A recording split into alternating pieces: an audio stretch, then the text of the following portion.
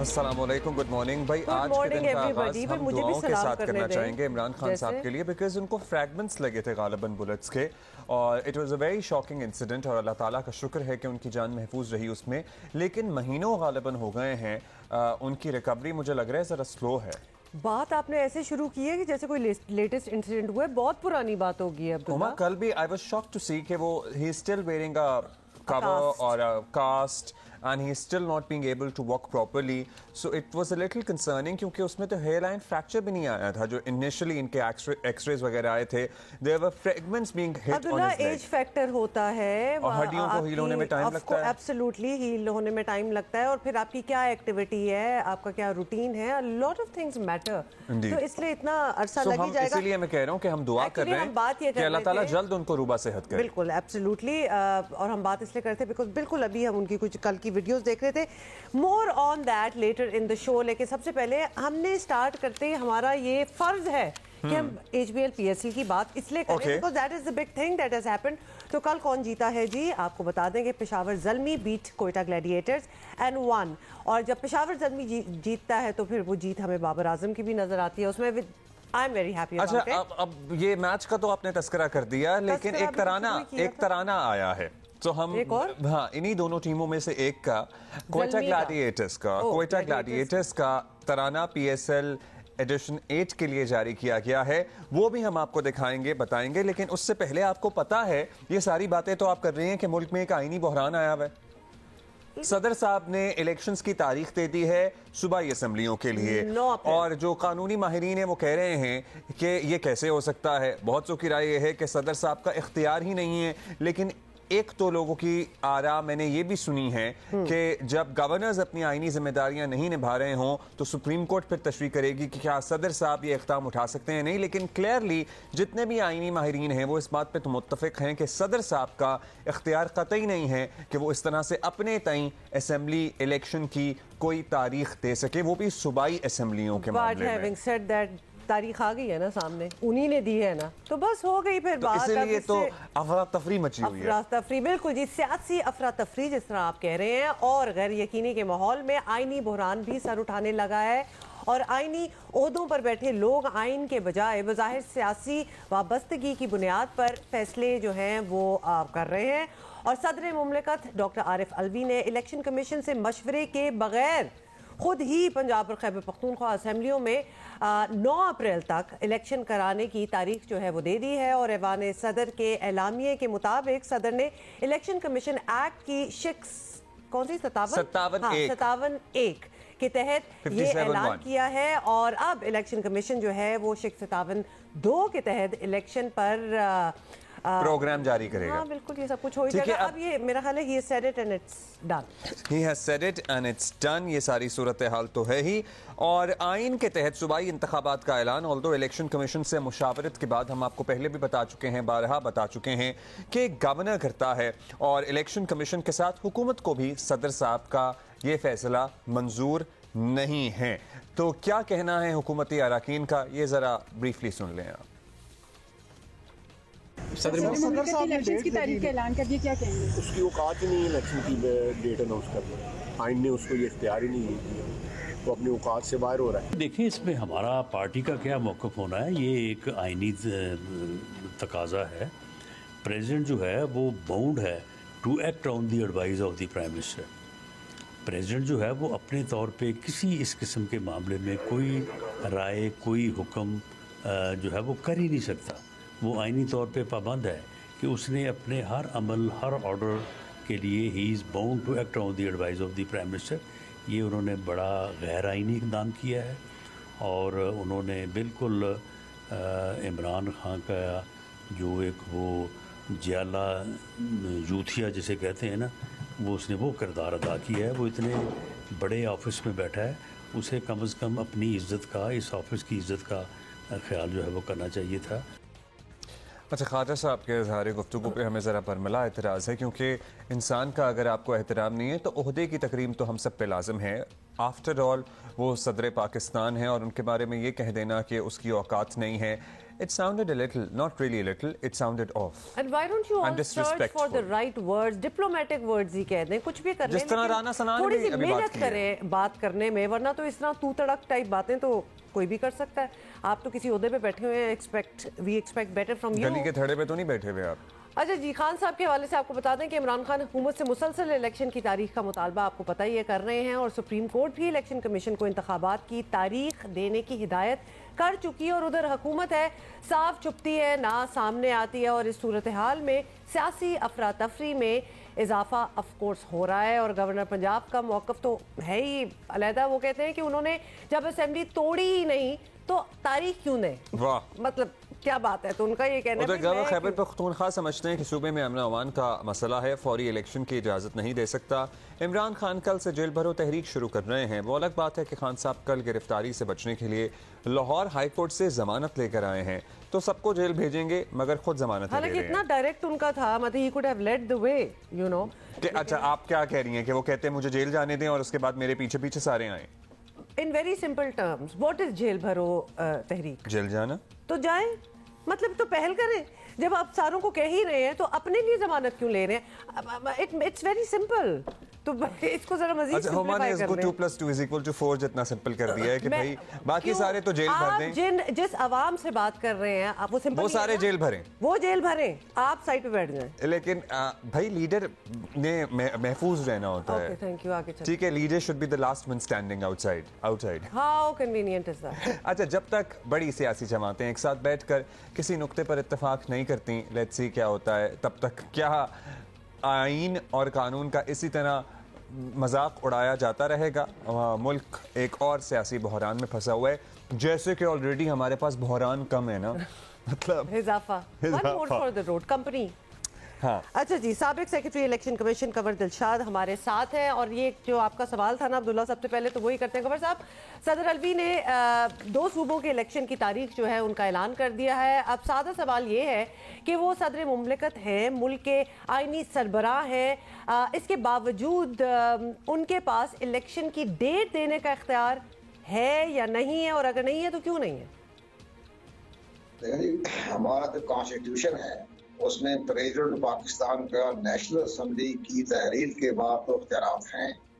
آئین کے article 48, article 224 اور 224A میں واضح طور پر لکھا ہوا ہے کہ نیشنل اسمبلی کی تحریر کے بعد پریزیڈنٹ آف پاکستان تاریخ دینے کے مجاز ہے. صوبائی اسمبلی کا حوالہ جو دیا گیا ہے, جو ہمارا چیپٹر ہے کانسٹیٹیوشن کا, اس میں کہا گیا ہے کہ صوبائی اسمبلی جب تحریر ہو جائے تو پھر گورنر آئین کے آرٹیکل 105 کے تحت تاریخ دینے کے مجاز ہیں. اس میں نہ الیکشن کمیشن کے پاس اختیارات ہیں اور نہ ہی پریزیڈنٹ پاکستان کے پاس اختیار ہیں. اور پریزیڈنٹ پاکستان نے جو 57 کا حوالہ دیا ہے, تو اگر سپریم کورٹ آف پاکستان میں کیس جائے گا تو سپریم کورٹ پوچھے گی پریزیڈنٹ پاکستان سے کہ جناب آرٹیکل آپ نے سیکشن 57 کا جو ذکر کیا ہے وہاں تو صوبائی اسمبلی کا ذکر ہی نہیں ہے, وہ تو نیشنل اسمبلی کا ذکر کیا ہوا ہے. تو یہ ساری باتیں بڑی کنٹروورشل بنتی ہے, اور صدر صاحب کو نہیں چاہیے تھا کہ آپ بلا وجہ تاریخیں دے دیں. اس کا آسان طریقہ یہ تھا کہ ابھی چند روز میں ہی سپریم کورٹ آف پاکستان پہ ایک کیس تو آلریڈی آنریبل جج ہمارے 2 رکنی جج جسٹس اجازت حسن نے یہ سپریم کورٹ آف پاکستان کے چیف جسٹس کو ریفر بھیجا ہے کہ جناب آپ آرٹیکل 183 کے تحت آپ آج کو نوٹس لے کر الیکشن کی تاریخ کے بارے میں تعین کریں, تو لارجر بینچ بنائیں. ان کی سفارشات ابھی کل ہی گئی ہے سپریم کورٹ آف پاکستان کے چیف جسٹس کے پاس, وہ غور و خوض کر رہے ہوں گے آئین اور قانون کی روشنی میں. تو صدر مملکت کو آج اچانک جو ہے وہ تاریخیں دینے کی ضرورت کیوں پیش آئی؟ انہوں نے الیکشن کمیشن کو کہا کہ ایمرجنسی فوراً پہنچیں اور مجھ سے مشاورت کریں. تو الیکشن کمیشن نے کہا کہ جناب یہ آپ جو عدالتوں میں کیس چل رہا ہے, پشاور ہائی کورٹ کے 3 ججوں کے پاس کیس چل رہا ہے, لاہور ہائی کورٹ میں چل رہا ہے, تو ابھی یہ معاملہ سبزائز ہے. ابھی آپ چند روز ٹھہر جائیں, جب عدالتوں کی طرف سے فیصلہ آ جائے گا تو تب ہم مشاورت کے لیے آ جائیں گے. اب یہ تو کسی سے ڈھکی چھپی بات نہیں ہے نا کنور صاحب کہ ان کو کیا ایمرجنسی ہوئی اور ان پہ کیا پریشر تھا, لیکن اب صدر کے احکامات پر حکومت کا رد عمل بھی آ گیا ہے. الیکشن کمیشن کا موقف بھی آپ کو پتہ ہی ہے, اندازہ ہے سب کو کہ کیا ہے. لیکن اگر اسی आला अदालत ने कमीशन को कह दिया कि इलेक्शन कराएं तो फिर क्या होगा, तो फैसला फिर अदालतें ही करेंगी। इलेक्शन कमीशन जो कि खुद इटसेल्फ हाई कोर्ट की हैसियत रखता है, अदालतों के अहकामात मानने का पाबंद है। इसके कॉन्सिक्वेंसेस बड़े अहम है जनाब।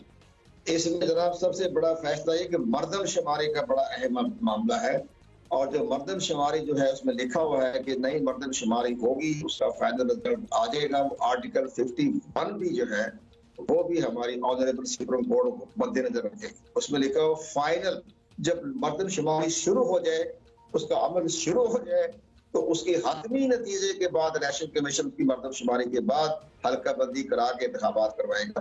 क्योंकि मर्दमशुमारी का मामला बाकायदा फील्ड में काम कर रहे हैं, 30 अप्रैल को मुकम्मल हो जाएगी। तो ये भी एक बहुत बड़ा आईनी मसला है। अगर मर्दमशुमारी के बगैर इलेक्शन करवाए गए तो वो भी गैर आईनी और गैर कानूनी होंगे। अच्छा, आपने कहा मर्दमशुमारी का भी एक है इशू जो होना है। ये बताइएगा कि अगर इलेक्शन कमीशन और हुकूमत की बात मान ली जाए तो तब भी वाज़ेह नहीं कि सूरत हाल क्या बनेगी। क्या रास्ता आपको लगता है कि ये होगा कि सूबाई इलेक्शन जनरल इलेक्शन के साथ कराने के लिए इंतज़ार किया जाए, या फिर ये भी बताइएगा कि निगरान हुकूमतों की मुद्दत 4-6 माह बढ़ाने की गुंजाइश कैसे निकलेगी आइन में से? निगरान हुकूमतें जो बनी हुई है पंजाब में कोई मसला नहीं है, 3-4 महीने एक्सटेंड हो जाएगी, उसका मसला नहीं है। असल मसला ये है कि हम चाहते हैं मुल्क की मुआशी बदहाली को देखते हुए, जो कि बकौल ख्वाजा आसद के दिवालिया हो चुके हैं, तो ये सारी चीजें देखते हुए एक ही वक्त में इलेक्शन हो जाएं, चारों सूबाई असम्बली, वफाकी असम्बली, तो ये मुल्क के लिए भी मुआशी हालात को देखते हुए दुरुस्त साबित होगी। तो इस पर भी हमारे स्टेक होल्डर को भी फैसला करना चाहिए, और सुप्रीम कोर्ट ऑफ पाकिस्तान जो हमारी पूरी कौम की निगाहें सुप्रीम कोर्ट पर लगी हुई हैं, तो सुप्रीम कोर्ट ही फैसला करें कि जब आप एक ही दिन में इंतखाबात करवा लें। अगर ये अगस्त में असम्बली डिसॉल्व हो रही है तो बेशक जून में असम्बली डिसॉल्व करवा के आप पूरे पाकिस्तान में एक ही दिन इंतखाबात करवा लें। All right ji, let's see क्या होता है। बहुत शुक्रिया कमर साहब, बहुत से कानूनी सवालात का हमें जवाब देने के लिए, लेकिन अल्टीमेटली अदालतें ही डिसाइड करेंगी। इसी पे बात करते हैं। सलीम साफ़ी साहब, सीनियर सहाफ़ी तज्ज़ियाकार हमारे साथ मौजूद हैं। साफ़ी साहब, अब पहले आपको पता ही है इमरान खान साहब की पेशी पे बात कर लेते हैं, बाद में ज़रा इलेक्शन वाले मामलात पर आएंगे। अदालत ने जो हुक्म दिया है वो आपके सामने ही है, लेकिन खान साहब ने तो ये शो कर दिया है कि अवाम उनके साथ हैं। ऑल्दो ट्विटर पे जब से मामला शुरू हुआ था उन्होंने ट्रेंड चलाना शुरू कर दिया था, PTI के ऑफिशियल पेजेस ने भी उस ट्रेंड को ही इस्तेमाल किया, लेकिन फिर भी वो अब इम्प्रेशन ये दे रहे हैं कि जैसे अवाम बगैर किसी के कहे पर निकले हैं। तो उनकी स्ट्रीट पावर ख़त्म हो गई है वाला मफरूज़ा तो फिर हम ख़त्म ही समझें, क्योंकि still he has numbers on the streets. एक तो ये इस तरह की चीज़ों को अवाम के साथ होने या ना होने का मायार पता नहीं हम कैसे बना लेते हैं। अब कुछ लोग सोशल मीडिया की बुनियाद पर राय कायम करते हैं, तो सोशल मीडिया पाकिस्तान में कितने % लोग इस्तेमाल करते हैं? 24 करोड़ की आबादी है और उसमें 1 करोड़ आबादी वो सोशल मीडिया इस्तेमाल नहीं करती। अब बहुत सारे पॉलिटिशियन मैं से जानता हूँ कि जिनसे हल्के का सीट कोई नहीं जीत सकता, लेकिन वो सोशल मीडिया का इस्तेमाल ही नहीं करते। इसी तरह पाकिस्तान जो है सिर्फ लाहौर और इस्लामाबाद और पिंडी का नाम नहीं है। मसलन पाकिस्तान में कल जो हुकूमत बनेगी, यहाँ हुकूमत एक गिरती शहरों से हैं लेकिन बनती देहात से हैं। तो पाकिस्तान में जो हुकूमत बनेगी उसमें तो बलूचिस्तान भी होगा। अब पूरे बलूचिस्तान में मैं नहीं समझता कि किसी फ़र्द का ये इशू है कि इमरान खान वज़ीर आज़म हो या शहबाज शरीफ वज़ीर आज़म हो या कोई दूसरा हो। इसी तरह अपने पूरे ट्राइबल अज़ला में मैं नहीं समझता कि किसी का ये इशू हो कि वज़ीर आज़म इमरान खान है या वज़ीर आज़म शहबाज शरीफ है या कोई और है। पाकिस्तान के लोगों के इस वक्त मसाइल भी कुछ और हैं। वो अगर उनको रोज़गार, इज़्ज़त और रिज़्क़ का वसीला उनका कोई भी बन जाए तो वो उनके साथ होगा। इसमें कोई शक नहीं कि PDM हुकूमत की बुरी परफॉर्मेंस की वजह से और इमरान खान, जरदारी और मौलाना को एक साथ देखने की वजह से اور پھر خصوصاً جس طریقے سے اس وقت خیبر پختونخوا میں JUI جو کچھ کر رہی ہے، بلوچستان میں جس طریقے سے PTI اور باپ پارٹی اور ANP جیسے جماعتیں اکٹھے بیٹھی ہیں، تو اس کی وجہ سے اور معیشت کی وجہ سے عمران خان کی پاپولیرٹی اتنی نہیں گری جتنی حکومت میں کرنے کے بعد ایک بندے کی گرتی ہے، اور PDM لوگوں کو اپنی طرف متوجہ نہیں کر سکی۔ لیکن میرے خیال میں ایک پیشی کے موقع پہ ایک ہفتے کے انتظامات اور پورے ملک سے لوگوں کو اکٹھا کرنا ہے، کیونکہ میں نے کل دیکھ رہا تھا کہ اس میں بہت سارے لوگ ہمارے خیبر پختونخوا کے PTI کے ورکر بھی تھے، تو عدالت کی پیشی پہ اس طرح کے چند ہزار لوگوں کو جمع کرنے کو مقبولیت یا عدم مقبولیت کا پیمانہ قرار نہیں دیا جا سکتا۔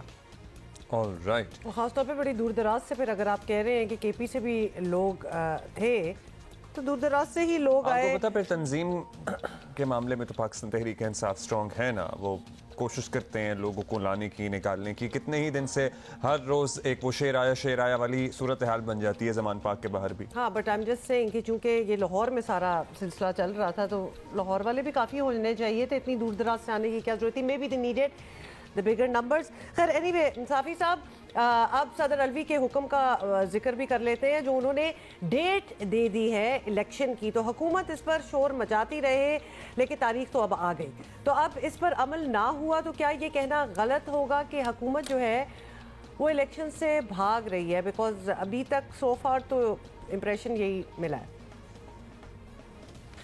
دیکھیں، ہمارا مطالبہ تو یہ ہے کہ اس ملک کا میں بہر صورت آئین پہ اس کی روح کے مطابق عمل ہونا چاہیے، لیکن پاکستان تو گزشتہ کئی سالوں سے آئین کے ہوتے ہوئے غیر آئینی طریقے سے چل رہا ہے۔ مثلاً جو گزشتہ الیکشن تھا جس کے نتیجے میں عارف علوی صاحب کو تو میں ڈیفیکٹو صدر مانتا ہوں، جس طرح عمران خان صاحب کو ڈیفیکٹو مانتا تھا یا شہباز شریف صاحب کو ڈیفیکٹو مانتا ہوں، لیکن میں ڈی جیرو تو نہیں مانتا، کیونکہ گزشتہ انتخابات میں اگر آپ پولنگ ایجنٹوں کو باہر نکال دیں، اگر آپ RTS کو فیل کرا دیں، تو آپ جبراً لوگوں کو پارٹیوں میں شامل کرا دیں، کچھ پارٹیوں کے ہاتھ پاؤں باندھ لیں، تو اس کو تو آپ الیکشن نہیں کہہ سکتے۔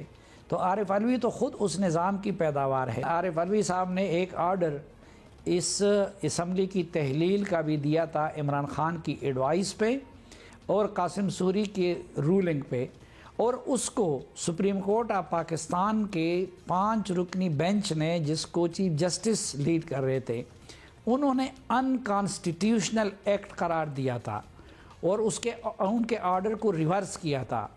اب میں اس بات پہ بھی حیران ہوں کہ ایک ملک جس کے صدر کے بارے میں اگر سپریم کورٹ آف پاکستان نے یہ آرڈر دیا ہو کہ ان کا ایکٹ انکانسٹیٹیوشنل تھا اور اس کے نتیجے میں اسٹیٹ 2 پلرز یعنی ایگزیکٹیو اور لیجسلیٹو سے محروم ہو گیا تھا، تو اس کے بعد وہ صدر کے عہدے پہ کس طرح فائز ہیں؟ مواخذہ کرنا چاہیے تھا پھر، جنہوں نے نہیں کیا ان کی ذمہ داری بنتی تھی۔ بہت شکریہ آپ کا۔ سلیم صافی صاحب ہمارے ساتھ موجود ہیں، لیکن اب ضرور یہ کہا جا رہا ہے، کل غالباً رانا ثنا کی گفتگو ہم نے سنی کہ مواخذے کی تحریک لا سکتے ہیں صدر صاحب کے خلاف، جو ان کے مطابق انہوں نے تازہ غیر آئینی اقدام اٹھایا ہے الیکشن کی تاریخ دینے کا۔ ہم نے جیسا کہ آپ سے وعدہ کیا تھا، HPL PSL 8 کے نویں میچ میں پشاور زلمی نے کوئٹہ گلیڈیٹرز کو 4 وکٹوں سے شکست دی ہے کراچی کے۔ ڈسکلیمر، میں نے بالکل ایسا کوئی وعدہ نہیں کیا تھا کہ ہما نے وعدہ کیا تھا اس بارے میں بات کریں گے، اس لیے میں آپ کو اپڈیٹ کر رہا ہوں۔ پاکستان میں یہ باتیں جو ہے نا، یہ بہت زیادہ مسکنسٹرو ہو جاتی ہیں۔ آپ کہہ رہی ہیں کہ ایسا لگے گا جیسے آپ نے وعدہ کیا تھا کہ کوئٹہ ہار جائے گا۔ میں نے ایسی کوئی بات نہیں کی تھی۔ دوبارہ سے اچھا جی، ہما نے جیسا کہ آپ سے وعدہ کیا تھا، تو میں آپ کو بتا دوں کہ کوئٹہ کو شکست کا سامنا کرنا پڑا ہے پشاور کے ہاتھوں۔ استغفر اللہ، کیا یہ باتیں ہو رہی ہیں؟ کراچی کے نیشنل بینک اسٹیڈیم میں کھیلے گئے میچ میں کوئٹہ گلیڈیٹرز کی جانب سے 155 رنز کا ہدف پشاور زلمی نے 19ویں اوور میں 6 وکٹوں پر پورا کر لیا۔ کپتان بابر اعظم 19 رن بنا کر 67 کے سکور پر 19 کتنے کیا سین اچھا چھوڑ دینا۔ بھٹی صاحب ہمارے ساتھ ہیں، عبد الماجد بھٹی صاحب ہمارے ساتھ ہیں، ان سے ذرا تجزیہ لیتے ہیں کہ کیا ہو رہا ہے۔ بھٹی صاحب السلام علیکم، کیا حال ہے آپ کا؟ سو بھٹی صاحب ذرا بتائیں کہ یہ اب بھی ہمیں لگ رہا ہے یہ ویکسٹ ٹیم جو ہے کوئٹہ اور Lahore bottom of the pile ہمیں نظر لاہور نے ابھی 2 ہی میچ کھیلے ہیں تو ابھی اس طرح ویکسٹ ٹیم نہ کھیلے نا. نہیں تو بٹ اب ہمیں کہنا پڑے گا نا, تو اس وقت آج کے دن تک کی جو ہے ریٹنگ نمبرنگ اس میں تو یہی نظر آ رہا ہے. جی بھٹی صاحب دیکھیں ہما جو سب سے کمزور ٹیم ہے 4 میں سے 3 میچ ہاری ہے وہ تو کراچی کنگز ہے. کوئٹہ نے 3 میں سے 2 میچ ہارے ہیں لیکن کوئٹہ کے پاس ابھی بھی 7 میچز باقی ہیں. اب کوئٹہ نے اپنے ڈگ آؤٹ میں تھوڑی جوش و جذبے کو بڑھانے کے لیے سر ویو ریچرڈز کو ویسٹ انڈیز سے کال کر لیا ہے. لاہور قلندرز 1 میچ جیتی ہے 1 ہاری ہے. لاہور قلندرز کے لیے اچھی خبر ہے, آج لاہور اور کوئٹہ کا میچ ہے کہ افغانستان کے جو اسپنر ہیں راشد خان, انہوں نے چند گھنٹے پہلے کراچی میں لاہور قلندرز کو جوائن کر لیا, تو قلندرز کی ٹیم راشد خان کے آنے سے مضبوط ہو گئی ہے. دیکھیں اس ٹورنامنٹ میں بیسیکلی پاکستانی بیٹسمین جو ہیں جن ٹیموں میں بھی کھیل رہے ہیں, محمد رضوان نے شاید 250 کیے ہیں, کل افتخار احمد نے 50 کیے. اوور آل پاکستانی بیٹسمین اس پورے ٹورنامنٹ میں اسٹرگل کرتے ہوئے ہمیں نظر آ رہے ہیں. پاکستانی بولروں کی خاص طور پر ینگ بولروں کی پرفارمنس اچھی ہے. احسان اللہ نے 1 میچ میں 5 آؤٹ کیے, بالکل 150 کی اسپیڈ سے عبداللہ بال کر رہے ہیں. پھر عباس آفریدی انہوں نے آؤٹ کیے ہیں. عاقف جاوید میر حمزہ کی جگہ وہ کراچی کنگز میں آئے, انہوں نے 4 آؤٹ کیے. لیکن کل رات کا جو میچ تھا میرے خیال میں جیسن رائے جو ٹاپ آرڈر بیٹسمین ہیں کوئٹہ گلیڈیٹرز کے, وہ اسٹرگل کر رہے ہیں. ان کی وجہ سے پوری ٹیم کا مومنٹم جو ہے وہ بن نہیں پا رہا. مارٹن گپٹل نے کراچی کنگز کے خلاف 100 کیے, کل وہ بھی جلدی آؤٹ ہو گئے. میرے خیال میں کوئٹہ کوئی 25-30 رن کوئٹہ نے کم بنائے. ان پچز پر 180-190 جو ہے وہ وننگ ٹوٹل ہے. تو کیا خیال ہے آپ کا کوئٹہ کا کمبینیشن ابھی سیٹ نہیں ہو پا رہا and there are still chances for them in the tournament آگے؟ جی ہاں عبداللہ, یہ بھی ایک ریزن ہے. دیکھیں اب چونکہ فورن پلیئرز کا ان ٹیموں کے ساتھ ایشو بن رہا ہے. ہسرنگا ایک بڑے زبردست پلیئر ہیں سری لنکا کے, ان کو کوئٹہ نے لیا تھا, لیکن کل رات یہ پتا چلا کہ ہسرنگا کو سری لنکن کرکٹ بورڈ نے ریلیز کرنے سے انکار کر دیا. ان کا کوئی ورک لوڈ مینجمنٹ کا مسئلہ ہے, تو ٹیموں کے ابھی تک کمبینیشن نہیں بن پا رہے. لیکن میرے خیال میں ابھی لیگ کا ابتدائی سٹیج ہے, ابھی ٹیموں کے پاس بہت چانس ہے.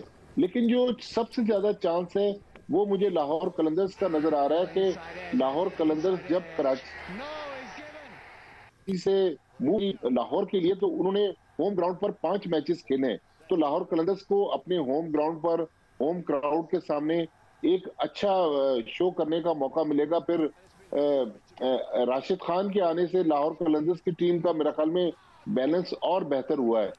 اچھا بھٹی صاحب یہ بتائیں کہ ابھی جیسے ابھی ہم نے بات سٹارٹ ہی کی ہے, because obviously it's too early to assess anything, لیکن نیچرلی ہمارا تو کام ہی ہے کہ بیٹھ کے ہم دیکھیں کون بہتر پرفارم کر رہا ہے کون نہیں.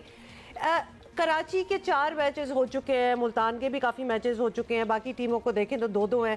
یہ ذرا زیادہ پریشر نہیں ہے آن دوز ٹیمز جن کو بیک ٹو بیک میچز مل رہے ہیں, جیسے آج بھی, جی آج نہیں بٹ کچھ دن 2 days in a row Karachi کے میچز تھے, کچھ بریک بھی نہیں ہونی چاہیے؟ دیکھیں یہ اصل میں ہوم اینڈ اوے بیسس پہ میچز ہو رہے ہیں, اس لیے کراچی کنگز 4 میں سے 3 میچ ہار گیا. ملتان میں کھیل رہا ہے, بدھ کے دن کل ملتان کو ہوم گراؤنڈ پر 5واں میچ کھیلنا ہے, تو ملتان نے 4 میں سے 3 میچ جیتنی ہیں. لیکن کچھ ٹیموں کو ریسٹ بھی مل رہا ہے, کچھ ٹیموں کو آگے چل کے ریسٹ ملے گا, تو انہوں نے ظاہر ہے کچھ ٹیموں کو آگے بیک ٹو بیک میچز ملیں گے اور پھر دوسروں کو ریسٹ ملے گا. اچھا کوئکلی بھٹی صاحب, آپ کو پتہ ہے ایمرجنگ پلیئرز کا نا بڑا انتظار رہتا ہے. جتنے بھی ایمرجنگ پلیئر کیٹیگری میں کھلاڑی کھیل رہے ہیں مختلف ٹیموں میں, اب تک آئی کین تھنک آف احسان اللہ جن کا نام سب کی زبان پہ ہے, اور کوئی ہے تمام ٹیموں کی اگر بات کریں جس پہ ہم سب کی نظر ہونی چاہیے جو پاکستان ٹیم میں جگہ بنا سکتا ہے یا اس کے چانسز برائٹ ہیں؟ دیکھیں سائم ایوب کل رات کو 0 پر آؤٹ ہوئے, پشاور زلمی کے بیٹسمین ہیں, لیکن سائم ایوب کے بارے میں کہتے ہیں کہ یہ بھی پاکستان کرکٹ کا فیوچر ہے. تو سائم ایوب کیا زبردست بیٹنگ کرتے ہیں, بلکہ بعض دفعہ جو ایکسپرٹس ہیں وہ کہتے ہیں کہ ان کے اسٹروکس میں سعید انور کی جھلک نظر آتی ہے. تو میرے خیال میں سائم ایوب بھی پاکستان کرکٹ کے لیے ایک اچھا فائنڈ ہے. پھر عباس آفریدی ملتان سلطان کی طرف سے کھیل رہے ہیں, فاسٹ بالر ہیں, انہوں نے بھی بڑی اچھی بالنگ کی ہے. پھر ہم نے دیکھا کہ عاقف جاوید, یہ لڑکا بلوچستان کی طرف سے کھیلتا تھا, اس کے بعد اس کے ساتھ کوئی فٹنس مسائل رہے. پی ایس ایل کے ابتدائی جو ڈرافٹ تھا اس میں یہ پک نہیں ہوا. جب میر حمزہ انفٹ ہوئے تو عاقف جاوید کو موقع ملا, اور 2 دن پہلے جب کراچی نے اپنا پہلا میچ جیتا کراچی میں, تو عاقف جاوید نے 4 آؤٹ کیے. تو ہمارے پاس ینگ لاٹ اچھی ہے, اچھے لڑکے آ رہے ہیں. ابھی تو دیکھیں ٹورنامنٹ کے 39 میں سے غالباً ابھی 10 میچ ہوئے ہیں, ابھی کوئی 27-28 میچ باقی ہیں. تو آگے کون کون ابھر کر سامنے آتا ہے. بہت شکریہ آپ کا عبد الماجد بھٹی صاحب. So there are a lot of matches still left. ابھی بھی بہت سی چیزیں ٹرن ہو سکتی ہیں. Back and it is the second hour of Geo Pakistan. If you guys are just joining us, good morning. کیا حال ہے؟ اچھا ایک چیز I wanted to mention ہے. آپ کو پتہ ہے کہ ہم ارتھکویک کی بات کرتے ہیں. سیریا ٹرکی میں 2 ہفتے ہو گئے ہیں, اور ایون آفٹر 2 weeks سروائیورز جو ہیں, آئی مین لائک یہ ایک میریکل سے کم 12 دن کے بعد بھی اکا دکا لوگ, ناٹ ٹو مینی, لیکن پھر بھی سروائیورز ہیں.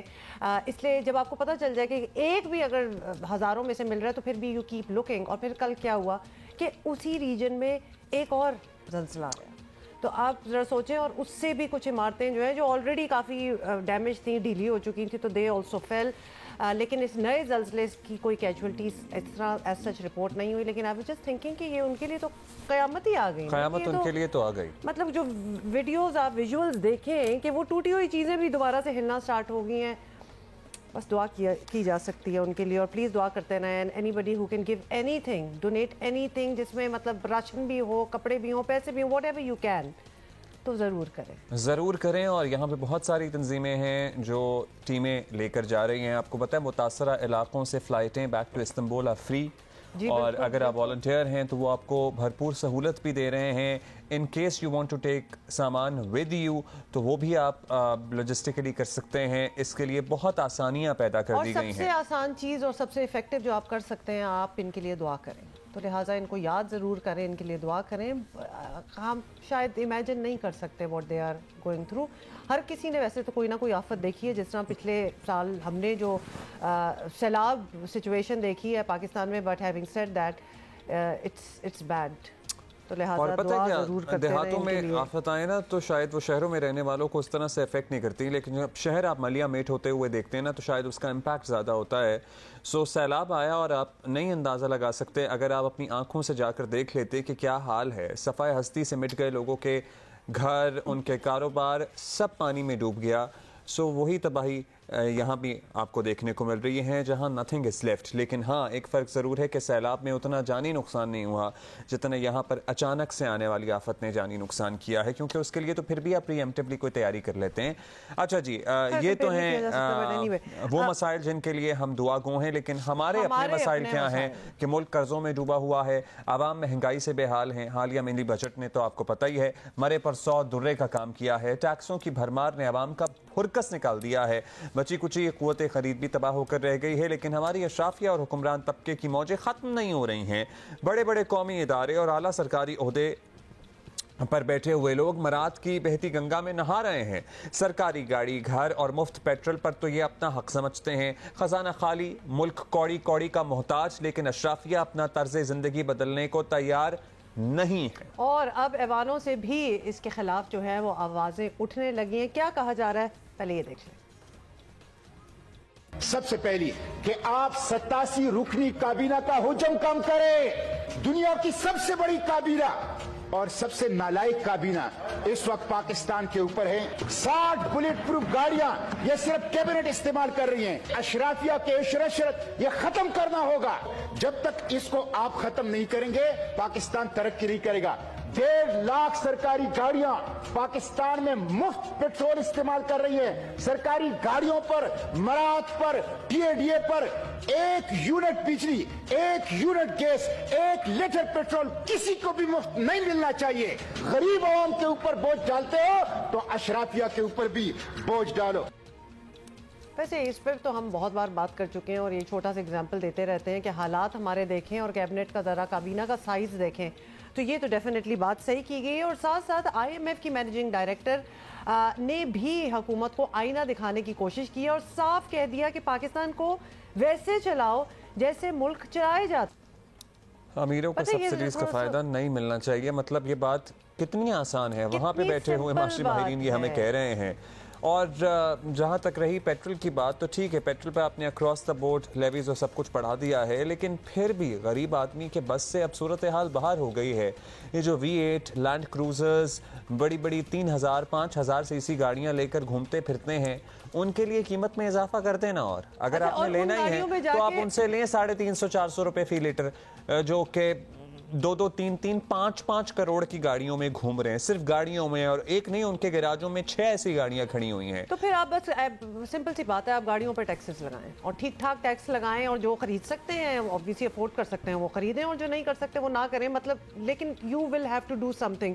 خاص طور پہ جو خاتون آئی تھیں IMF کی آفیشل, بڑی شرم سی ایک مقام ہے کہ یہ آتے ہیں, ہمیں دیکھتے ہیں, ایک تو ہم ان سے پیسے مانگ رہے ہیں, جب آ کے حالات دیکھتے ہیں تو ان کو نظر آ جاتا ہے کہ ان کو تو شاید پیسے کی ضرورت ہی نہیں ہے. MD ہیں یہ کرسٹینینا جارجیوا, تو they know what they are talking about, اور یہ پوری دنیا پھرے ہوتے ہیں, یہ کمپیریزن کرتے ہیں, تو لہٰذا it has some weightage what they say. اچھا جی, حکومت انڈسٹری پر ٹیکس لگاتی ہے تو ویسے ہی غریبوں پر لاد دیا جاتا ہے. آج حال یہ ہے کہ مڈل کلاس طبقہ لٹرلی ختم ہو گیا ہے. یا تو امیر لوگ ہیں یا سارے غریب ہیں, زیادہ تر غریب ہیں اور چند تھوڑے سے امیر ہیں. وزیر دفاع خواجہ آصف ہی اس کی نشاندہی کر رہے ہیں. ہمارے جو معاشی حالات ہیں, جو ایک اس میں ڈسکرپنسی ہے حالات میں, کہ ایک طبقہ جو ہے وہ غربت کی زندگی گزار رہا ہے اور ایک طبقہ جو ہے وہ عیش کی زندگی گزار رہا ہے, یہ بڑا ان نیچرل ہے. میں نے اس چیز پہ ڈفر کیا تھا کہ یہ گورنمنٹ کے تمام ادارے جو ہیں, آپ FBR دیکھ لیں کتنا جو ہے وہ جمع کرتا ہے ریونیو اور کتنا چوری ہوتا ہے ریونیو. اور اس کے بعد آپ بینکوں کو دیکھ لیں, بینکوں میں جو ہے 900 بلین کے قریب جو ہے اسٹاک اپ ایڈوانسز ہیں.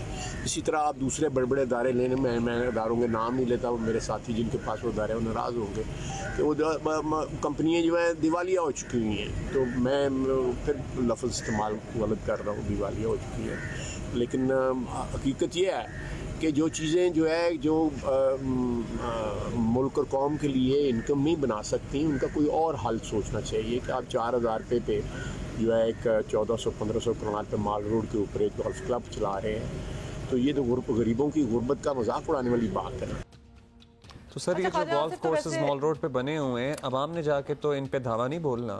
ویسے خواجہ آصف خود بھی یہ ڈکلیئر کر چکے ہیں کہ یہ جو انتظار یا ایک ڈریڈ کیا جا رہا ہے ڈیفالٹ کا, یہ ابھی ہونا نہیں ہے, یہ ہو چکا ہے. We are in it at the moment. تو پھر ملک کو دیوالیہ سے بچا لیا, سے دیوالیہ ہو چکا ہے, کا سفر طے ہو گیا پھر اس کا مطلب ہے. بالکل, سفر طے ہو چکا ہے. اور یہ ایکچولی حکومتوں کی ہی غلط معاشی پالیسیوں کا نتیجہ ہے کہ غریب, جس طرح ہم بات کر رہے تھے, غریب اور امیر تر ہو رہا ہے. اور جو ہمارے حکمران ہیں اشرافیہ, وہ بھی کوئی مطلب سیکریفائس کر ہی دیں, کیونکہ عوام سے قربانیاں مانگنے والے خود بھی تو مثال کوئی قائم کرے نا. بیسیکلی لیڈ بائی ایگزامپل جو ہم کہتے رہتے ہیں, لیکن نہیں. ماشاءاللہ آپ کو پتہ ہی ہے کہ جو لوگ بڑے بڑے سرکاری عہدوں سے ریٹائر ہوتے ہیں, وہ پہلے ہی اپنی پوزیشنز اور اپنے اثر و رسوخ کا استعمال کرتے ہوئے اپنی انکم کے معاملات سیٹ کر چکے ہوتے ہیں.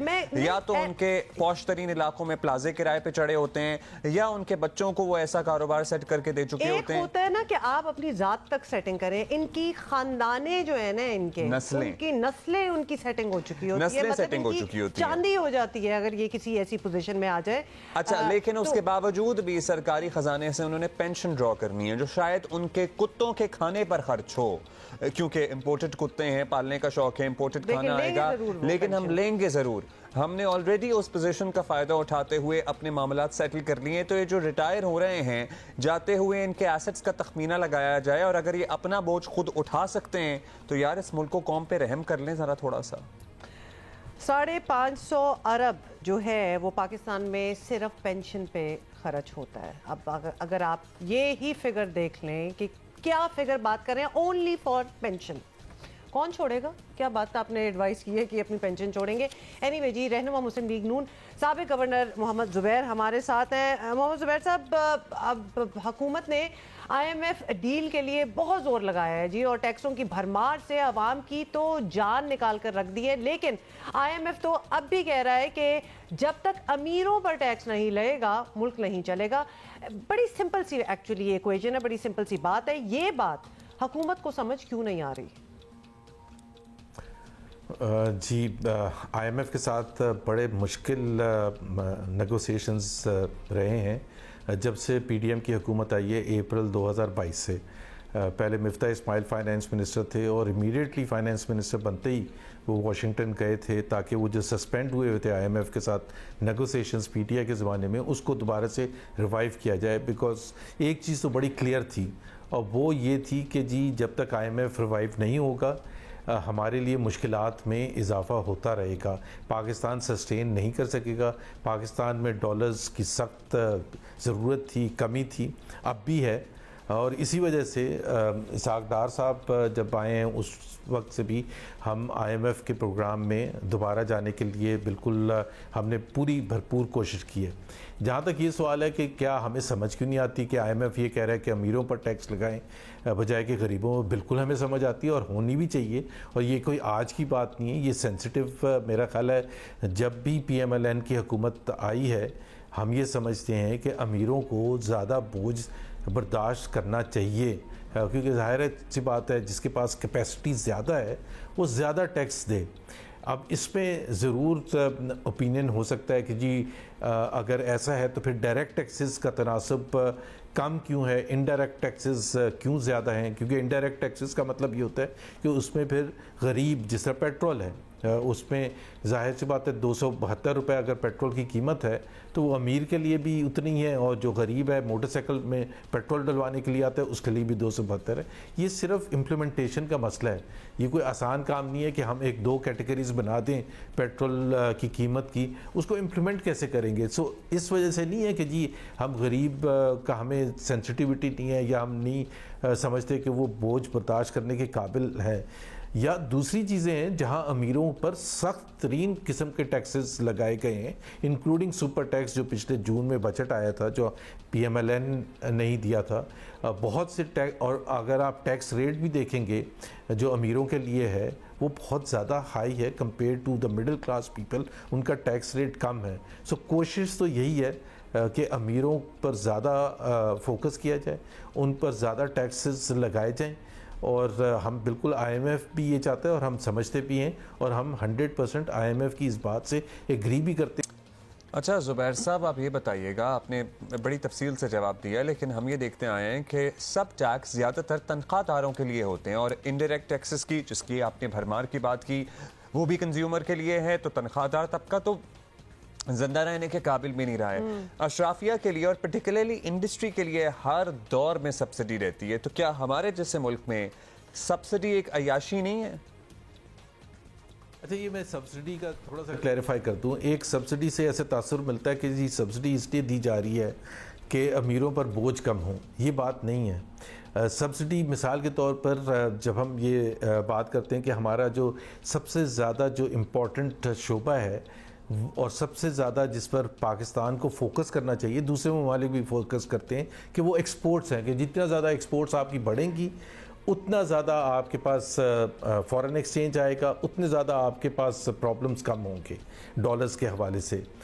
تو ایکسپورٹ کو انکریج کرنے کے لیے، خاص طور پر ٹیکسٹائل ایکسپورٹس کو انکریج کرنے کے لیے ہمیں یہ بھی دیکھنا پڑتا ہے کہ جن کے ساتھ ہمارا کمپٹیشن ہے، مثال کے طور پر انڈیا ہے، مثال کے طور پر بنگلہ دیش ہے، ویتنام ہے، اور دوسرے ممالک ہیں ان دا ریجن جن کے ساتھ ہم کمپیٹ کر رہے ہیں یورپ میں ایکسپورٹ کرنے کے لیے یا امریکہ میں یا فار ایسٹ میں ایکسپورٹ کرنے کے لیے، اس میں ہمیں ان کا کاسٹ کمپوزیشن بھی دیکھنا پڑتا ہے کہ بنگلہ دیش میں گیس کس ریٹ پر چارج کی جاتی ہے یا الیکٹرسٹی کس ریٹ پر چارج کی جاتی ہے، انڈیا میں کس طرح سے چارج کی جاتی ہے۔ تو وہ اگر اس حوالے سے اگر کبھی سبسڈی دی گئی ہے تو وہ اس لیے نہیں دی گئی کہ وہ امیر کو فائدہ پہنچانے کے لیے اس لیے دی گئی ہے کہ اس سے پاکستان کی بہتری ہے. جتنی زیادہ ایکسپورٹس ہوں گی جیسے میں نے کہا اتنا زیادہ آپ کو فائدہ ہے. تو وہ سبسڈی ایسا میرا خیال ہے میسج آتا ہے کہ جی سبسڈی اس لیے دی گئی کہ تاکہ ان کی ارننگز کو بڑھا دیا جائے امیر لوگوں کی. ایسی بات نہیں ہے. اگر وہ ہم سبسڈی نہیں دیں گے تو نان کمپیٹیٹو ہو جاتا ہے پاکستان کا exporter compare to the regional players جس کا میں نے آپ کو ایگزامپل دی. So this is the only reason. اور ظاہر سی بات ہے حکومت پہ جب آپ ہوتے ہیں تو آپ کوشش یہی کرتے ہیں کہ ٹیکسز کا تناسب ایسے ہو کہ مڈل کلاس جو ہے سیلریڈ کلاس جو ہے خاص طور پر ان پر اتنا بوجھ نہ پڑے. زبیر صاحب مطلب اتنی ویسے کمپلیکیٹڈ بات نہیں ہے لیکن جب بات کر رہے ہو تو بہت ہی کمپلیکیشن بنانے کی کوشش کی جاتی ہے. ہم بڑا سمپلیفائی کر دیتے ہیں. 100 کے قریب افراد جو ہیں اس پر مشتمل وفاقی کابینہ ہے. اس کی کیا ضرورت ہے؟ پھر حکومتی ادارے ہیں, ماتحت ادارے ہیں, ہزاروں کی بیوروکریسی ہے, ہزاروں گاڑیاں اور لاکھوں لیٹر پیٹرول جو ہے وہ بھی جاتا ہے. آپ ذرا یہ اس سارے کو آپ پلس کرتے جائیں اور اس میں کمی کرنے سے انکار اور عوام سے پیٹ کاٹ کر حکومت پالنے پر اصرار والی پالیسی کیا ووٹر آپ کا ہضم کر لے گا؟ یہ it's very clear cut and very simplified. اگر اس کو اتنا کمپلیکیٹڈ نہ بنایا جائے مسلم لیگ نون کو اس کا نقصان نہیں ہوگا آپ کے خیال میں؟ جی اگین میں نے آپ کو یہ جو کہا ہے کہ بالکل ایک تو میں بالکل ایگری نہیں کرتا. 85 ممبر کیبنٹ 100 کے قریب تو نہیں, ابھی بھی 15 نمبر کم ہے, لیکن 85 is too much for the size of the cabinet.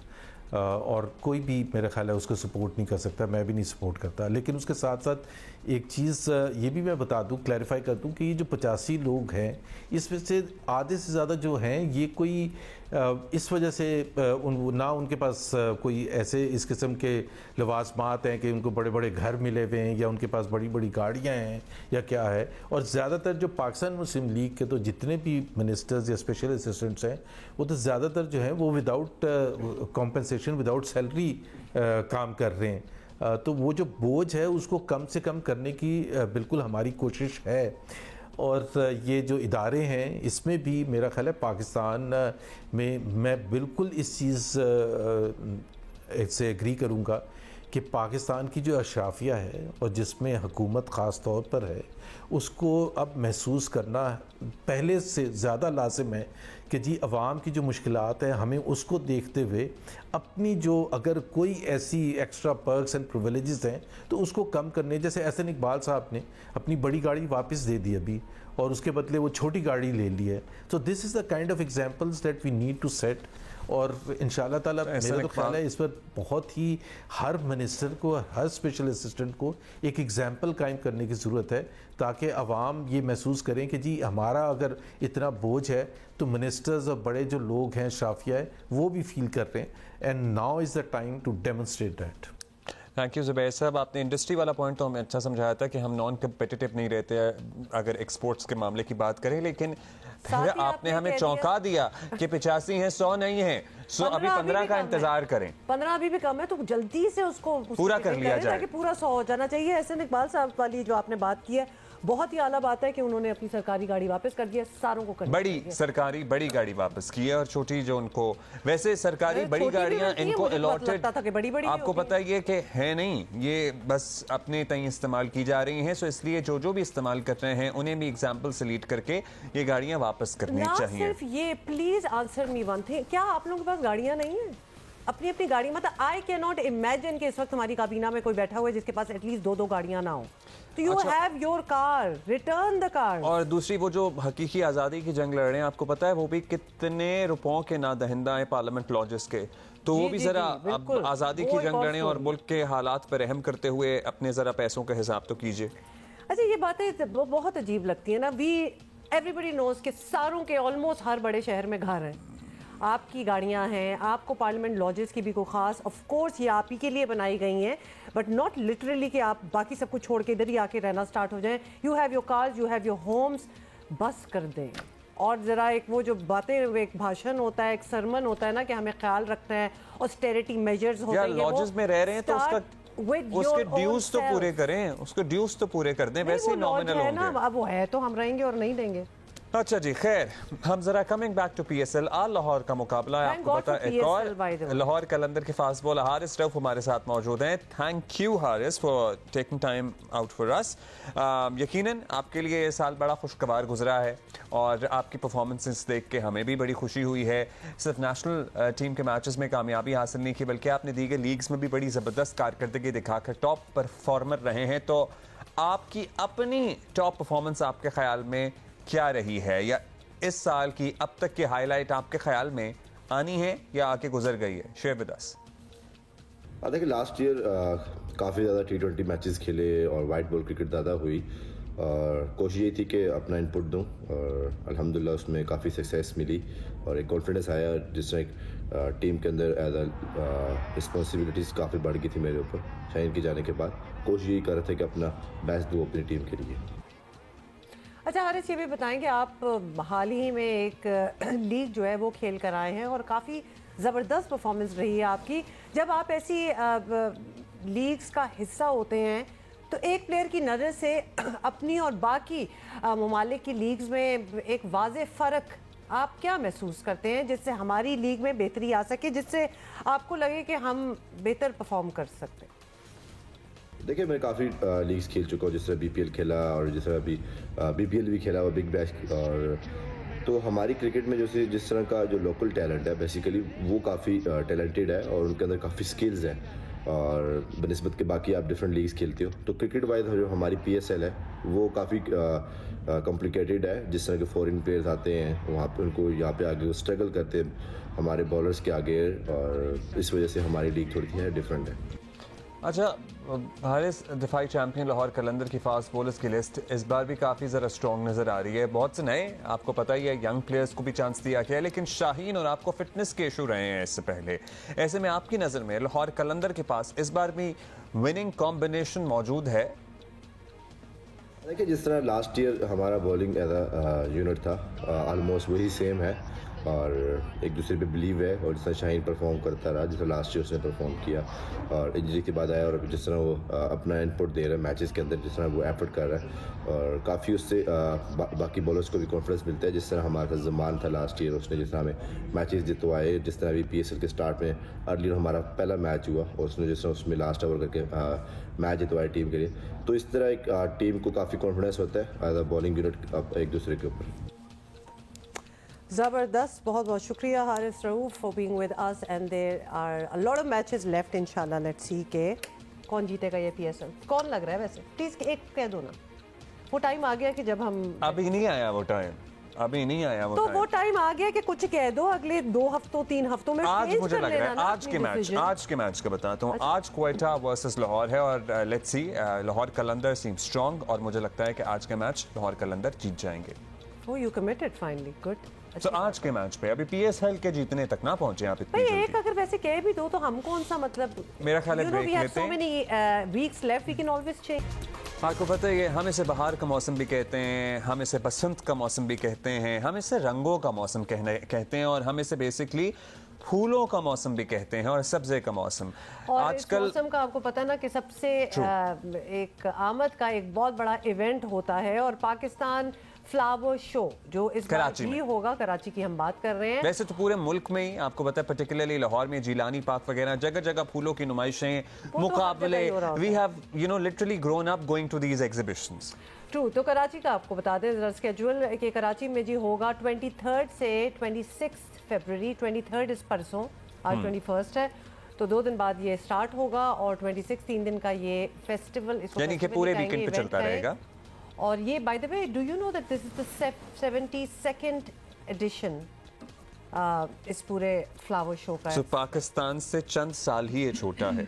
सो मैं हैरान हूँ कि इतने अरसे से कोशिश की जा रही है। इसी सिलसिले में हमने आज मदऊ किया है फ़हीम सिद्दीकी साहब को, जो chairman horticulture society of Pakistan हैं। बहुत शुक्रिया फ़हीम साहब, thank you for being with us. और इट इज़ हम बड़े सालों से तो देख रहे हैं लेकिन हमें नहीं पता था कि ये इतना 7 दहाइयों पुराना है ये तकरीबन ये सिलसिला आपका। सो कहाँ से शुरू होकर आज जिस शक्ल में मौजूद हैं, कितनी तब्दीली आई है इसमें? इसकी जो माजी है या हिस्ट्री है वो ये है कि 1948 में हॉर्टिकल्चर सोसाइटी ऑफ पाकिस्तान कायम हुआ था اور ہمارے بانی AK خان صاحب تھے جو بابا باغبانی بھی کہلاتے ہیں، اور ان کی سرپرستی میں یہ سلسلہ چلتا رہا اور ہر سال فلاور شو منعقد ہوتے ہیں، اور میرے خیال سے 75 ایئرز ہمارے اس سال کمپلیٹ ہو رہے ہیں ہارٹیکلچر سوسائٹی کے، اور 72واں فلاور شو ہے۔ تو 3 سال فلاور شوز نہیں ہوئے، اور اس کی صرف وجہ یہ تھی کہ حالات ملک کے کچھ ایسے تھے کہ وہ ہو نہیں پائے۔ حالانکہ پھول تو پھر بھی اگتے ہیں، اور ہاں وہ تو خیر قدرت کا سلسلہ تو جاری رہتا ہے۔ بالکل۔ یہ بتائیے گا لوگوں کا انٹرسٹ اسی طرح ہے؟ آپ لوگ تو آبویسلی آپ کا انٹرسٹ تو ہے۔ یہ بڑا اچھا سوال آپ نے پوچھا مجھے۔ افسوس کے ساتھ یہ کہنا پڑتا ہے کہ ہماری جو ینگ جنریشن ہے نا، وہ باغبانی کی طرف راغب نہیں ہو رہی ہے، اور بھرپور ایک سوچ بھی ہماری چلتی ہے کہ بھی کیسے کیا جائے۔ تو اس سال فلاور شو میں ہم نے کچھ ایکٹیویٹیز رکھی ہیں جس میں ہم بچوں کے لیے خاص طور پہ اٹریکشن بنے اور وہ آئیں اور پودوں کو پوٹنگ کریں اور کچھ وغیرہ وغیرہ۔ تو اس طرف ایک سوچ چل رہی ہے کہ بچوں کو کیسے کریں، مگر کہ ایک ورچوئل ورلڈ بن گئی ہے ہماری، نیو جنریشن جو ہے وہ اسی میں لگی رہتی ہیں، اور ان کو باغبانی اسی میں مل جاتی ہے شاید جن کو۔ حالانکہ سبزہ دیکھنا سب کو بھلا لگتا ہے، پھول کھلے ہوئے یا درخت ہرے بھرے کس کو اچھے نہیں لگتے، جوان ہو بوڑھا ہو، بٹ وہی انٹرسٹ خود سے کرنے کی لگن جو ہے نا وہ کوشش نہیں ہے۔ جس میں لٹرلی آپ کی کنٹریبیوشن مطلب you get your hands dirty, you are doing something. جی، and I tell you this because میری ابتدا بچپن میں اس طریقے سے ہوئی تھی کہ ہمارے ایک پڑوسی تھے جو ہم انہیں نانا کہتے تھے، تو وہ مجھ سے بیج لگواتے تھے، اور میں مشکل سے 3 سال 4 سال کی عمر ہوگی، اور بیج لگانے کے بعد وہ ہر روز جا کے میں دیکھوں کہ اب ہو کیا رہا ہے، اور پھر وہ کوپل نکلیں اور وغیرہ وغیرہ۔ تو وہ ایک اتنی اٹریکٹیو بات تھی میرے لیے، اٹ واز اسٹانشنگ کہ وہ بیج سے ایک پودا نکل رہا ہے۔ وہاں سے ایک رغبت ہو گئی پودے کی دنیا میں، اور اس کے بعد سفر چلتا رہا۔ پھر خیر بہرحال، مگر اب یہ کہ ہارٹیکلچر سوسائٹی کو میں لیڈ کر رہا ہوں، اور ہارٹیکلچر سوسائٹی بے تحاشا کام کر رہی ہوتی ہے اس ملک کے، اس شہر کے لیے خاص طور پہ، حالانکہ بھی are known as the horticulture society of Pakistan. ہماری آؤٹ ریچ ضرور ہے کہ ایک پشاور میں ہمارا ہارٹیکلچر سوسائٹی کا چیپٹر ہے، مگر موسٹلی ہمارے کام یہاں ہوتے ہیں۔ بہت سارے پارکس ہیں خاص طور پہ جو DHA سائٹ کے، جو ہارٹیکلچر سوسائٹی نے ڈیزائن کر کے دیے ہیں، اور وہ آج بھی اسی ڈیزائن پہ موجود ہیں۔ اچھا سر، ایک بات مجھے لگتا ہے کہ یہ اتنا سستا شوق نہیں ہے، یہ مہنگا شوق ہے۔ پرٹیکولرلی ایگزیبیشنز میں جاتے ہیں، they are plants that you really like, ہزاروں میں بات پہنچ جاتی ہے۔ پہلے ہزاروں میں تو آج کل سب کچھ ہی ہے۔ ہاں، مگر سرٹنلی پھر نسلوں کو فائدہ بھی ہوتا ہے۔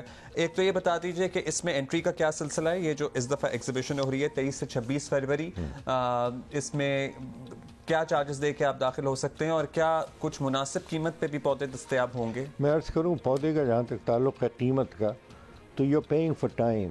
اگر آپ پودا اتنا سا آپ لے رہے ہیں تو آپ کو 100 میں مل جائے گا، مگر یہی پودا اگر 15 سال پرانا ہے اور اتنا بڑا ہوا ہے تو اوبیسلی پیئنگ فار ٹائم۔ تو میں جب کیکٹس کا مجھے شوق ہے، تو میری ایک ابتدائی طور پہ یہ ایک سوچ تھی کہ ہر وقت سستا اور چھوٹا پودا خریدوں اور پھر گرو کروں میں۔ تو میرے پاس ابھی پلانٹس ہیں جو 40 سال 45 سال پرانے ہیں، بہت بڑے لگتے ہیں، بہت قیمتی ہو گئے ہیں، مگر وہ وقت کی وجہ سے۔ تو جہاں تک آپ نے انٹری کی بات کی، انٹری ہماری ایڈلٹس کے لیے 200 روپیز ہے، اور چلڈرن کے لیے 10 سال سے نیچے جو بچے ہیں ان کے لیے 50 روپے ہے۔ جمعے کے دن ہم 9 بجے سے لے کے 1 بجے تک فری انٹری دیتے ہیں اسکول چلڈرن کو، اور کچھ تصویریں میں نے بھیجی ہیں پچھلے سالوں کی۔ بڑا اچھا سین ہوتا ہے کہ بسیں آتی ہیں اور ہزاروں کی تعداد میں بچے وہاں جمع ہو رہے ہوتے ہیں، اور ٹیچرز ان کو لیڈ کر رہی ہوتی۔ تو یہ ایک بڑا اچھا موقع ہے کراچی والوں کے لیے کہ وہ آئیں دیکھیں، کیونکہ ایک جگہ چھوٹے سے علاقے میں باغبانی کی تقریباً ساری جو شاخیں ہیں وہ آپ کو نظر آ جاتی ہیں۔ فلورل آرٹ کی اگر ہم بات کریں تو جو نارمل فلورل آرٹ ہوتا ہے، پھر وہ جاپنیز فلورل آرٹ ہے جس میں ایکینوبو ہے، ایکیوانا ہے، سوجیٹسو ہے، ان سب کی سٹالز لگتی ہیں باضابطہ، اور وہ سٹائلز آپ کو دیکھنے کو ملتی ہیں۔ اور ایک اور چیز اف آئی مے ایڈ کہ وہاں آپ کو انفارمیشن بھی بہت مل جاتی ہے، تو لہٰذا when you go to these events, یہ جو سارا flower show if you want to call it, تو وہاں آپ کو نئی نئی فلاورز، نئے نئے پودے، نئے نئے پلانٹس، اور پھر لوگوں سے وہ اتنا कॉमन मेरा ख्याल है इंटरेस्ट होता है that you get to learn a lot, तो इन्फॉर्मेशन भी बहुत ज़बरदस्त मिलती है, ओरिजिनेट कहाँ से होते हैं, कौन से मुल्क से होते हैं, वो भी आपको पता चल जाता है. It's a great activity. Actually हर साल हम इसको, इस साल तो हमने आपको इन्वाइट किया है टू टॉक अबाउट इट, लेकिन हम हमेशा जाते हैं और आपको इस दफा मैं बच्चों को जरूर प्रमोट भी करते हैं. बच्चों को ज़रूर लेके जाएं, क्योंकि मैं समझता हूँ कि ये एक फैमिली आउटिंग हो सकती है. वो खाने का इंतज़ाम भी है, सो 4-5 घंटे गुजारना बहुत अच्छा है, मौसम भी बहुत अच्छा है. फहीम साहब, thank you so much for thank you sir, thank you for being with us. और जी आपको एक दफ़ा फिर बता दें कि this is from 23 to 26 February here in Karachi, समंदर के बिल्कुल पास, समंदर पे ही एक्चुअली. कराची नहीं मैं, अच्छा आपने सुनानी है? ऑब्वियसली सुना, मैं ही नहीं हूँ ना. देखिए नहीं, सुनाने के लिए आपको बुलाऊंगी, खबर मैं सुना रही हूँ. कराची पुलिस ऑफिस की बात हो रही है जी. कराची पुलिस ऑफिस पर हमले के बाद सिंध हुकूमत की आंखें जो है ना वो खुली रह गई हैं, और इसे पता चला है कि कराची में हजारों गाड़ियां ओपन ट्रांसफर लेटर पर चल रही हैं. बहुत देर से पता नहीं लगा वैसे, हम बहुत ही. How did you not know? We knew कि ये क्या हो रहा है. इस पे मेरा कहने का विचार है सो क्यूट. हाँ, so cute and so well, not really, not that cute. गाड़ी के जी मालिक का पता ही नहीं चलता, क्योंकि लेटर साथ होता है या फिर महज अप्लाइड फॉर, आपको पता है बहुत सी गाड़ियों पे लिखा होता है, तो उस पर भी काम जो है वो चलाया जा रहा है. और यही नहीं बल्कि जाली नंबर प्लेट्स तो खैर वो तो आम हैं ही हैं, वो तो कहीं भी है. वजीर ट्रांसपोर्ट सिंध शर्जील इनाम मेमन ने खबरदार किया है कि गाड़ी मालकान 1 हफ्ते में नंबर प्लेट्स हासिल करें, वरना गाड़ियां जब्त कर ली जाएंगी. About time to. अच्छा मेरी बात सुने, मेरी तो ले, उनका क्या कहना था? अच्छा चलिए.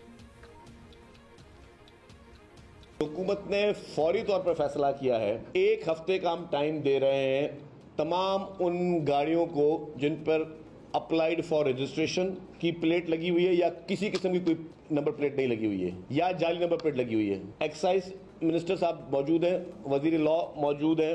वजीर आला साहब ने सख्ती से हिदायत की है कि 1 हफ्ते के बाद जो टाइम दिया हुआ है, कोई भी गाड़ी चाहे वो कितना ही बाअसर शख्स क्यों ना हो, कितना ही बाअसर भी हो, इन्फ्लुएंशियल भी हो, किसी हुकूमती महकमे में भी हो या कोई आम भी शख्स है, गाड़ी वो कॉन्फिस्केट की जाएगी और उस शख्स को प्रॉब्लम होगी जो बगैर नंबर प्लेट के अप्लाइड फॉर रजिस्ट्रेशन गाड़ी या जाली नंबर प्लेट की गाड़ी कोई चलाएगा. अब मोहतरम वजीर साहब को शायद मालूम नहीं कि लोग एक्साइज के दफ्तर चक्कर लगा कर काट कर थक जाते हैं, नंबर प्लेट नहीं मिलती है. हमारी अपनी गाड़ियों की नंबर प्लेटें गल कर गिरने वाली हैं, लेकिन परमानेंट नंबर प्लेटें नहीं आ रही हैं. प्रिंटिंग का मसला, सालों हो गए गाड़ियों जी वो आ ही नहीं रही. ये बहुत साल पुरानी बात है कि अभी तो नहीं आ रही, ये वाली आप लगा. अच्छा अब वो जो टेम्परेरी नंबर प्लेटें हैं ना, वो इतनी माशाल्लाह जबरदस्त क्वालिटी की हैं, वो अगर समंदर के पास आप 2-4 घंटे गुजार रहे हैं तो वो जंग खाकर गिर जाएंगी और उसके बाद चालान आपको भरने पड़ेंगे. हालांकि कसूर आपका नहीं है कि नंबर प्लेटें आपको नहीं दी गई, आपने पैसे पूरे भरे हुए हैं.